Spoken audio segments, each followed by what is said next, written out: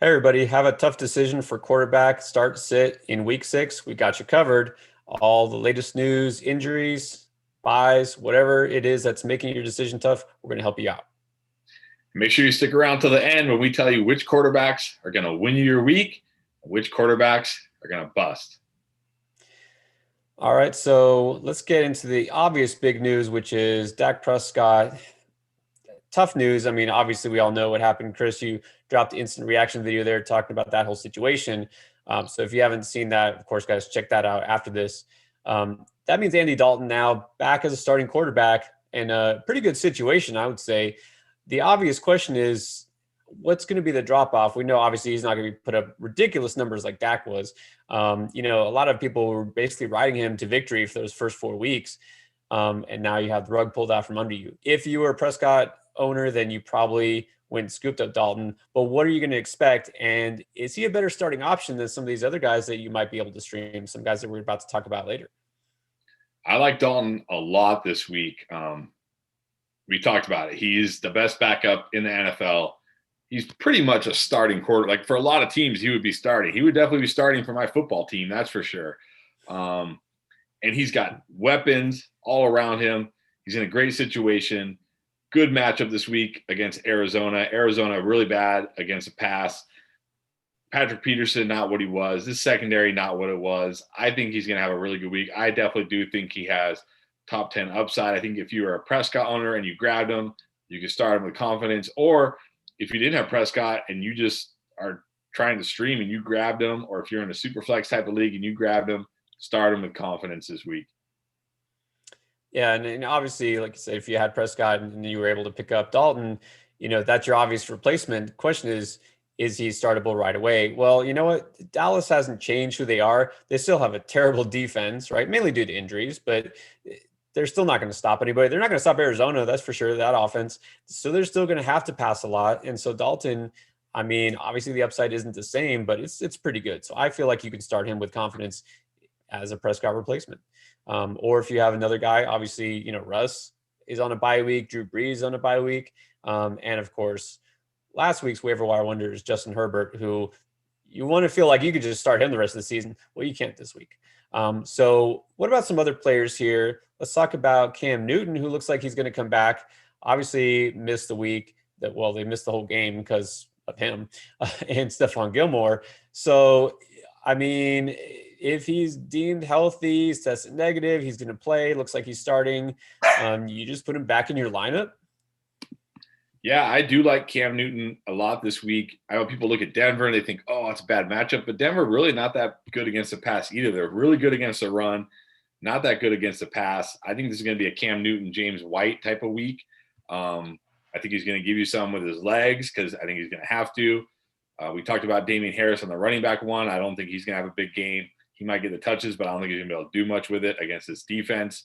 So I do like Cam Newton this week. Not as much as I like Dalton, although Cam Newton does give you that rushing upside. He could always run in a touchdown. I feel a little bit better about Dalton, but I do also really like Cam Newton this week. I think you can feel very good starting him. Yeah, and what's interesting is, there's some quarterbacks, they get a lot of volume, right? When they're down, they have to pass a lot because the defense, like we just talked about, with the Cowboys, there's a lot of quarterbacks that can pile up yardage in garbage time. I feel like Newton is better when it's positive game script because number one, he can run the ball more, right? They can control the game. When he's forced to sit back and sling it, especially with this receiving core, the Patriots still not the best. I feel like they'll be more effective, going against an opponent like Denver, where it's not necessarily going to be a shootout. So we'll see what happens. But yeah, I think if you were playing him, I think you can put him back in your lineup. Let's talk about Tom Brady now, kind of the anti-Cam Newton. He's not going to give you anything with his legs. And he's getting Chris Godwin back, so that's the good news. Mike Evans should be healthy with a full complement, supposedly, of receivers. How do you feel about this matchup with Green Bay? Because Green Bay has actually been pretty tough against the pass. They're now a top 10 pass defense. Yeah, but that's because they played Atlanta last week. So if you look at Green Bay, they've given up 2 or more touchdowns in every game to quarterbacks, except last week against Matt Ryan. I'm sorry, not last week. They had a bye. In week 4 against the Falcons, Matt Matt Ryan and the Falcons. But everybody else, Kirk Cousins, 2 touchdowns, Matthew Stafford, 2 touchdowns, Drew Brees, 3 touchdowns. I do like Brady. Look, Brady doesn't have that huge upside anymore unless he throws like a 3 touchdown game. But with Godwin back, with Evans there, Ronald Jones has been good out of the backfield, catching passes. He's got Cameron Brate. I think he's going to get you, 250 and 2 touchdowns. Not a huge monster game, but a solid game. So I do like Brady. I don't like him as much as I like Dalton or Newton because I don't think he has the upside of those guys. But I do like him as a solid floor play at QB. Yeah, I mean, he's had his games where I think the other day he threw like 5 touchdowns, and you can't count on that. And I don't think that's this type of game. I don't think that's going to happen. But having those 2 receivers, if they're both in the field actually at the same time, you've got to like his chances. So I kind of have him right there as a fringe QB1. I feel like he's going to be maybe 12 or 13 in scoring with potential for more. But yeah, he's definitely a solid play this week. Don't be too scared of the matchup, right? Packers aren't all of a sudden an elite pass defense. And you did mention the Falcons. So I'm interested in your take here because there's 2 trains of thought here. Now, number one is, just avoid, right? It's a dumpster fire, get out. Matt Ryan is old. He's washed. Their receivers aren't healthy. Just don't touch him. Then there's a thought that, well, you know what? Their defense is still horrible. They're still going to have to pass it quite a bit. Minnesota's secondary has not been good. This is a good matchup. He could still pile up yardage. I know he was obviously off, like you said, that last game. But if Julio comes back, I mean, there is still the potential. Just a couple of weeks ago, we saw Matt Ryan throwing for 300 plus yards. So why all of a sudden does that mean he can't do it again? Yeah, this is like, I want to say play Matt Ryan. You look at this Vikings defense, they in 4 of the 5 games that they've played this year, they've given up either 300 yards or 3 or more touchdowns in each of those games, except one, and that was against Phillip Rivers and the Colts. But I mean, that's Phillip Rivers and the Colts. They barely throw the ball. They don't do anything anyways. That offense is just, they just do the bare minimum to get by with that defense and win the game, right? So it's not like a matchup where you're like, oh man, Matt Ryan's going to really struggle in this matchup. But he's been struggling lately. And I think this really comes down to Julio Jones and his health. If it's one of those weeks where Julio Jones gets in some practices and isn't limited in practice, and you feel like, okay, this is a pretty healthy Julio Jones that's going to play this week, I think you can feel better about Matt Ryan. If it's one of those weeks where Julio Jones is a game time decision or he's out, I think you got to bench Matt Ryan because we've seen without Julio Jones, I mean, Calvin Ridley's a great player, but man, this offense without Julio Jones is a totally different offense.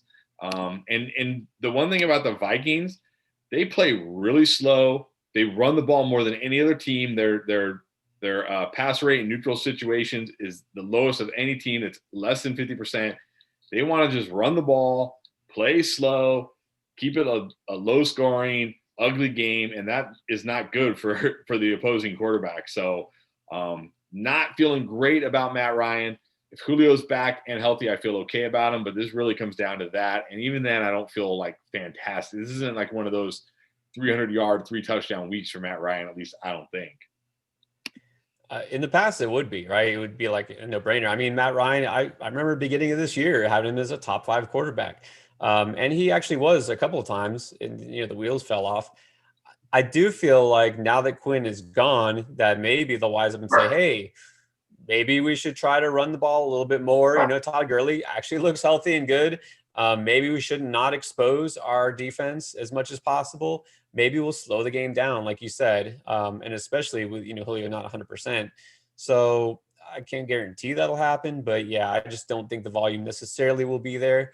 But he is playable. All that said, he is streamable. Like maybe somebody dropped him in your league, or maybe you have him and you went somewhere else as a backup. Whatever the situation, he's playable. But I wouldn't have him above those other guys. Like I would prefer Brady. I would prefer Newton.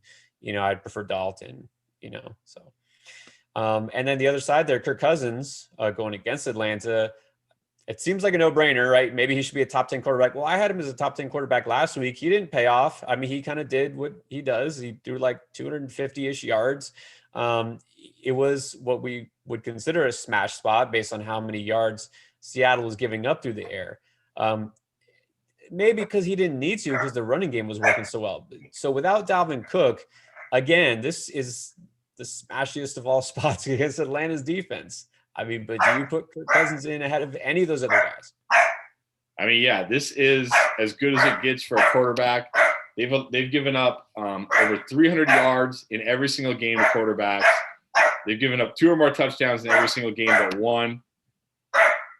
But it's Kirk Cousins. And like you said, like Kirk Cousins, he can go out there and just give you 250 and 2 touchdowns, right? Because again, they don't want it. They don't want to be a throwing team. They don't want to be out there, throwing the ball 40 times. That's not what they're going to try to do. So I think you can feel good streaming Kirk Cousins, but I still feel like the ceiling is a little bit capped here just because of this offense. Yeah, this offense is not one that wants to pass the ball. Like I said, that's not their identity. And I think a natural reaction might be, okay, well, Cook is out. They're going to have to pass the ball more. Not necessarily. And even if they do, I mean, what's the volume, that is it going to be? Kirk Cousins, is he ever going to be exposed, to 50 pass attempts, 40 plus pass attempts? As a Viking, that's not something that happens. And so I feel like we're still going to see a lot of Madison. I feel like, he could have a solid game, but he's just not one of those players who's going to have a boom game. Last week was his season high in pass attempts, 39, and he still only got 249 yards. All right. So, Cousins is safe. He's a safe play, but again, just based on the matchup, he actually might make Atlanta's defense look a little bit better than it really is. But again, he's startable, but just don't get too excited. Now, I am a little excited for another player, but I'm going to let you go first. Who do you like as your boom pick at quarterback for this week? Yeah, I like Jared Goff this week. I didn't like him last week, but he came through. He had that deep touchdown to Woods, and then he ran in a touchdown, which, come on, he never does that. But I do like him this week. I know people are like, oh, San Francisco. But San Francisco, this defense, it's not the San Francisco defense we're used to. They're decimated with injuries. They just gave up 350 yards and 3 touchdowns to Ryan Fitzpatrick. I think if you grab Jared Goff at some point off the waivers, or if you drafted him, you could feel very good starting this week. I think he's going to have a big game. Yeah, Jared Goff did not do what I expected last week. I have him as a bust, actually, and he boomed. So, I think I've said it before. I had an idea for an article called How Sean McVay Continues to Screw Over Fantasy Owners, because he always does the opposite of what we expect. But anyways, okay, so my boom is Matt Stafford in Detroit, because going against the Jaguars, this is starting to become the Jaguars team that we expected before the season. And then they won in week 1, and everybody's like, oh, they're not that bad, but they're still bad. All right. And this pass defense is bad. They're allowing the most yards per attempt in the league at 8.83. Stafford is going to sling it. So I feel pretty good about Stafford as a streamer. Not so good about Joe Burrow this week. Joe Burrow going against the Indy defense. I know we've said this in some of the other episodes. We talked about running back, wide receiver. Burrow struggled finally for the first time last week, his lowest scoring game. And I don't think that this is going to be a high scoring game in general. I feel like it's going to be Jonathan Taylor versus Joe Mixon. All right. Indy wants to slow it down. Don't want to let Rivers throw too much. I feel like Cincinnati is going to kind of have to counter. So with that defense, it's no joke. So I'm backing off of Burrow. I have him below all those guys we've talked about. Maybe even Goff this week. But who's your bust? I mean, I know this guy hasn't really done anything since he took over for Trubisky in that one half, and that's Nick Foles. But people are going to look, and they're going to say, oh, it's Carolina. It's Carolina. Maybe I can start Nick Foles this week. But here's the thing. Carolina, horrible against the run, but they're pretty good against the pass. If you take out week 4, when Kyler Murray only threw for 133 yards, but somehow threw for 3 touchdowns in that game, they've given up 1 or fewer touchdowns in every single game. They've only allowed 1 quarterback, and that was Justin Herbert in week 3 to go over 300 yards. No other quarterback's even gone over 250 yards against them. And that's because teams are just having so much success running against them. And I already talked about how much I like David Montgomery this week. So I don't think Nick Foles is going to really have to do a lot in this game passing-wise. So don't look at the matchup and think, oh, maybe I can stream Nick Foles this week. Don't do it. It's not going to happen. Keep him on your bench. Don't play him. Yeah, and I wouldn't say Carolina's, pass defense has been good, but it hasn't been as bad as we thought. I really thought heading into the season, it would be one of the worst in the league. a little bit of credit there to Matt Rule. They're tightening things up a little bit, but maybe, like you said, it's just because they're so bad against the run that people don't need to pass on them. All right, guys. Hopefully that helped you with some of your quarterback start sit questions. If you have more specific questions, leave us a comment right here, or you can find us on Twitter at Endgame Fantasy. Give us a follow if you like what you saw. Give us a thumbs up. Always appreciate the subscriptions. We're here to help you. That's our goal. Check out our other episodes also: running back, wide receiver, tight end, everything you need. And don't forget to catch Endgame live on Sunday morning with last minute updates, your injuries, and anything you need to know to help you win. All right. Thanks for watching.